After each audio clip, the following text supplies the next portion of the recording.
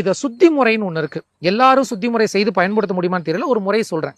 இந்த வல்லாரை நிழல் உலர்த்தல் செய்து அதை காய வைத்து அதை பொடி செய்து அந்த பொடியை என்ன பண்ணுவாங்க அப்படின்னு பார்த்தீங்கன்னா, பாலில் வந்து புட்டு அவியல்னு சொல்லுவாங்க. அதாவது ஒரு இட்லி சட்டி எடுத்து அந்த இட்லி சட்டியில் தண்ணி ஊற்றுவதற்கு பதிலாக பசும்பாலை கீழே ஊற்றி மேலே அந்த தட்டில் வந்து இந்த வல்லாரை பொடியை ஒரு துணி விரித்து நல்லா குவியலாக வச்சு பாலில் ஒரு 15 நிமிஷம் நல்லா புட்டு அவியல் போட்டு அதை ஆறின பிறகு இறக்கி அதை நன்றாக இடித்து பொடி செய்து அதை சுத்தி பண்ணி சாப்பிடுவாங்க.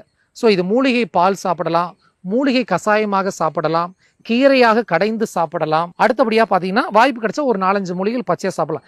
இந்த மாதிரி நீங்கள் கொடுத்து வரும்பொழுது நீங்கள் கேட்கலாம், எங்களுக்கு இந்த மூளை சம்பந்தமான நோய் இருக்குது, இதெல்லாம் சரி பண்ணுமானா கண்டிப்பாக சரி பண்ணும், கவலையே இல்லை. ஆனால் அதை விட நம்ம சித்தர்கள், நம்மளுடைய மரபு என்பது நோய் வந்ததற்கு பின்பு மருந்தை தேடுவதை விட உணவையே மருந்தாக எடுத்துக்கொள்வது தான், வருமுன் காப்பும் தான் நம்மளுடைய சொல்லக்கூடிய திட்டம்.